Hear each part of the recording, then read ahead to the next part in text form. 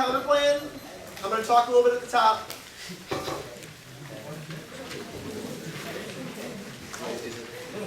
T with an overview.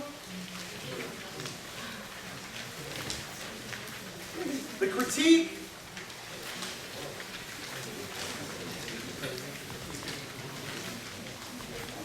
Press powers.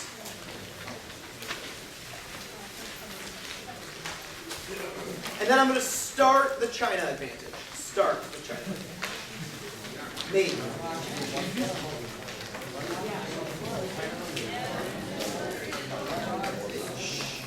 So one more time, it's the counter plan, it's T, it's the K, it's press powers, and then it's the start of the China advantage. Yeah. I'm guessing it's being posted as we speak.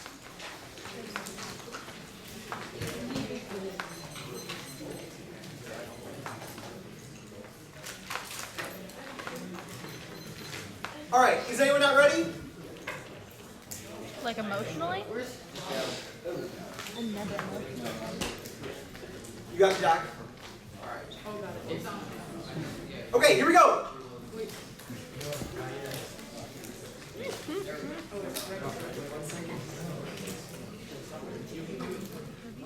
All right, we all good? Cool. The counterplan passes a soft statute that signals congressional preference as it relates to the arms sale process and current sales towards Taiwan. It further spurs hearings, non-binding resolutions, and oratory language. That solves the war advantage. First is norm super compliance. They have conceded that in response to the counterplan and the implicit threat of future binding sanctions, there is executive self-restraint. Trump stops arms sales himself before going to Congress. That solves war by ending the practice. Second is preference signaling. The public, visible, and external nature of the counterplan solves the perception and certainty key parts of the advantage. The signal is clear, even if hard law isn't. Second is it solves the press powers advantage. First is it solves the internal link. The counterplan increases oversight and causes Trump's self-restraint with presidential powers. Our Shepard evidence says the president will go so far as to think that the counterplan is hard law, even though it is not. Second is the impact. Soft law prevents Trump's worst abuses and increases congressional power. Our Feinstein evidence explicitly debunks their idea of constrained powers now by saying soft law, not hard law, is the way forward. Hold it to a high bar. Either Congress is super motivated to act and the counterplan is sufficient to get the ball rolling and get them flexing their muscles, or they won't spill over from the single act of the app either, and they're similarly insufficient. View deficits through a lens of sufficiency. We just have to save off the worst parts of the status quo, not be better than the affirmative. There is also a conceded circumvention argument on the counterplan. Our 1MC Shepard evidence says that actors always try to avoid hard law restrictions. The counterplan is key to convince follow-on. They say perm development links to that benefit because it includes an external, visible, and binding restriction. It is an explicit vote. This was explained in cross-ex, no shielding, because it's about the time and focus. They say doesn't solve Taiwan. That was in the overview. They're lying, though, that there is no incentive. Lobbies and war hawks, which Saudi Arabia proves, takes out the entirety of their affirmative and proves no spillover because there is not a motive for Congress to restrict in the future. If there is, the counterplan falls it because hearings for hard law. Feinstein in 18 hearings better signals the overall branch that sanctions become necessary hearings are consequential. Placing over what's issues on the agenda of this agenda and focus is not really bipartisan oversight. Tries potency from the QP provides. The counterplan results in follow-on that solves the AFZOC. In 16, soft gain momentum. We see where law when the formalities of hard law rise risk relative to cost of soft law is in the EU. Soft law pays the way or test the waters for hard law. They say I'm gonna wait for that for a second. They say doesn't solve press powers. Most of that was in the overview. Their call evidence is biased. The end of it says tell your legislators use the action page link below, which means it is a fundraising platform to get people mad about the Bush administration, not a scholarly source. Also, it's about a weaker form of soft law. That was in cross-ex. The counterplan is sufficient because the executive interprets it as hard law. Shepard and 14 soft norms, consent to motion, self-deception. When perceived obligation of law interpreted by the parents, self-directed as hard. It is possible foregoing television was the right. If so, the norm is a valuable service. Given that the norm was so open-ended, she was free to choose. Yet she reasoned she could not do choosing an indulgence, a temptation to be bound by a norm. Laura felt that the odd choice was inevitable. Laura engaged in self-deception critically. She would not have succeeded were it not for the soft norm to initiate and support the process. It solves press powers. That was explained above. They say hearings don't solve. They've conceded the last plank of the counterplan, which reforms how Congress operates now. Our Feinstein evidence says that the key is ending legislative self-selection on implementing committees and granting of exclusive jurisdictions. It reforms that process, also explaining process itself. Hearings work, fine-tuning 18, work out. Congress's soft powers challenge, focus on legislative powers, mechanisms like oversight remain underappreciated despite significant resources Congress expends. Given this incomplete picture, it's not surprising visible that Congress has diminished the article rights and corrective hearings provide a powerful tool to influence and administrations. They say links to that benefit. View it on a sliding scale. Debate and time are not yes or no questions. If the counterplan links less, vote negative. If we lose this, kick the counterplan for us. They didn't answer that it's conditional. Soft law is distinct. Doesn't link to policy. Shepard and 14 should we dispense with this hard and soft distinction? No, soft and hard law are not functionally equivalent. Scholars already recognize the two different legislative costs and executive involvement. T. Overview. I wrote this app and I know it's not topical. Topical affirmatives can only reduce arms sales. Anything else is extra topical. The first part of their plan is not a reduction. Two disheads. First is limits. Their meaningless definition of reduce opens a floodgate. Substantially means nothing.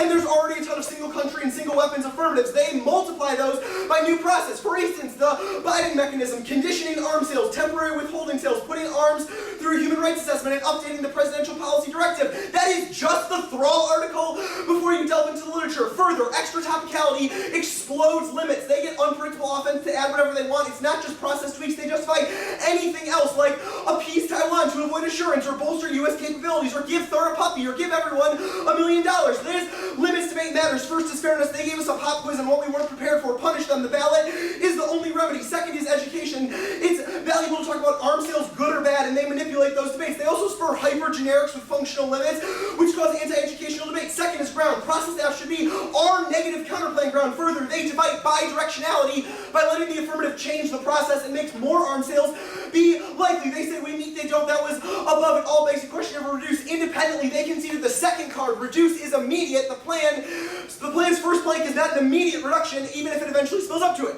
Counterinterpretation. We're not going for reduce means permanent, which is what the second card is about. However, we are going for reduce means to make less. Their Webster card is horrible for the negative. They skip 3 definitions in the card before they get to the one that they want, and even that part is about reducing writing into reading, which has nothing to do with arms sales. Here's the part of their card which proves their definition. Webster's in 7, reduce to lessen in size and diminish. There's also a precision dissent. Webster's is only cited as your dictionary. Our evidence is better. Gomez is a defense and foreign policy analyst, and DSCA is in a governmental organization. Precision matters for predictability. They say app innovation. We allow good apps too. You could end arms sales to a slew of countries or base on a ton of different weapons. Plus, you have literally all these advantages you can innovate for. Net ground outweighs, which was in the overview. Process debates are inevitable. This should be our negative counterplan. And they say we make the app shady. That's inevitable. Don't trust them to specify. Give us a smaller topic. They say extra T is good and inevitable. Degrees matter, which means it's not inevitable. Also, it's not good because it's unpredictable. They say clash in net ground. If it's unpredictable and kills our topic arguments, it's useless. They say functional limits. We've impact turned that with our education dissent. Hypergenerics are bad. Also, it fails because substantial means nothing, and no judges hold anyone to solvency advocate standards. They say reasonability. They're not reasonable if they wreck the topic and lose in their own standard. Reasonability is also arbitrary. It causes judge intervention, takes the debate from the debaters, and kills fairness. Competing interpretations is best because it raises the top. Price powers. Okay. Not going for concede the permutations, test competition. Reject the argument of the team. Price powers. The affirmative is insufficient and doesn't spill over. Congress loves arms sales and hates meddling in executive policy. That's our for all evidence. Republicans won't fight it because of Trump. Dems won't fight it because they don't want defense industry backlash. Also, both don't want to look weak at national security. It's magnified because none of their ebb is about Taiwan. It's about Congress standing up on Saudi Arabia, which isn't going to happen. I will also expressly concede their first answer to the war powers term, where they said, this is apples to oranges. We don't impact war fighting or climate change. We're just about international diplomacy. That is our art. You don't spill over. Pres powers are insulated, and merely changing one issue isn't sufficient. Other things like trade, NFU, and other stuff matters. I'm going to skip that card because I ranted. Circumvention, extended. Their only answer is that they get fiat. The plan is done by Congress, so they don't get durable fiat over the executive. In addition to that, there's opaque non-compliance and Trump changing terms in order to get his way. Remember, circumvention is the reason why the counterplan is preferable. I'm not going for the impact terms, but I will go for impact defense. There are checks which are sufficient to solve now. Our positive evidence indicates Trump is an aberration, that the system has worked for 250 years and isn't going to collapse. Extend that there won't be accidents. Technology is super high advanced, and even if not, we design it so our nukes go into the middle of the ocean. No one's ever going to escalate that, and they know it won't be a problem. China will be in the 1R, but remember, if they don't spill over, then the counterplan doesn't have to either.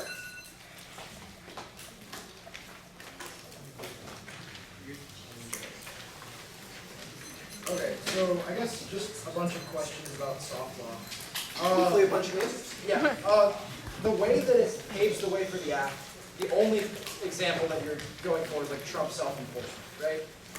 Okay, so then in what other ways would it create the act? We read two cards, one from Feinstein and one from Zach, which says that when soft law propositions go into force, it paves the way for Congress to follow on down the road with hard law restrictions. How does it do so? By signaling preference from certain legislators and from support from their constituents for future formal hard law restrictions on the president. Okay, the counterplan results in the act, but after the politics. Sure, let's ignore the implications to the press powers advantage for now, but you've made claims... It solves the whole No, press powers advantage? about the question I'm about to ask. Okay. You've made claims that there are plenty of people that are in support of arms sales, etc.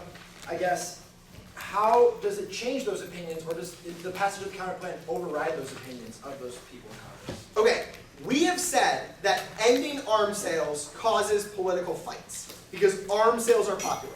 We think that is true, and we think the act doesn't spill over and no one takes advantage of the affirmative to rein in the president.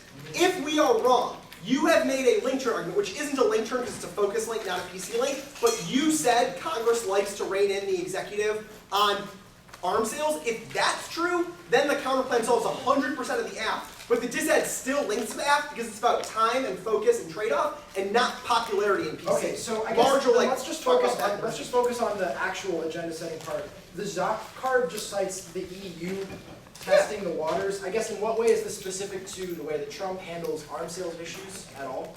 Well, we have evidence also from Feinstein in 2018, which talks about the way in which soft law shapes Trump administration policies with the administrative state. An example of the administrative state is the Department of State and Department of Defense. Okay, so what's an example of soft law changing Trump's decision-making today? Because of powerful hearings, Trump has to remain more secretive about different ways that he has engaged Russia and the Mueller fights. That is just him sidelining questions. Where has there been actionable items from the president? You also said that it would cause him to enforce our affirmative by himself. Where do you have evidence or any example that substantiates that form of follow-on and that strength of soft law? Our argument is Trump hates Congress so much that if he views hard law coming down the pipes, he's going to get out in front of it because he wants to keep the formal authority on the books. Any empirical example of him passing a law that Congress... No, because the current Congress is super weak and the current Congress does nothing, which, by the way, proves your aft doesn't spill over. Okay, yes, we get fiat, so we get to enforce the Taiwan portion. No, but you don't get to... you win a follow-on claim in Congress. But all your av is about Saudi Arabia and the UAE. No, I'm talking about the Taiwan stuff. You said I understand. How do they your second part of the plan is tacked on to make it more topical. That does not mean that you solve the press powers advantage. Order is the war advantage, and then the politics disadvantage.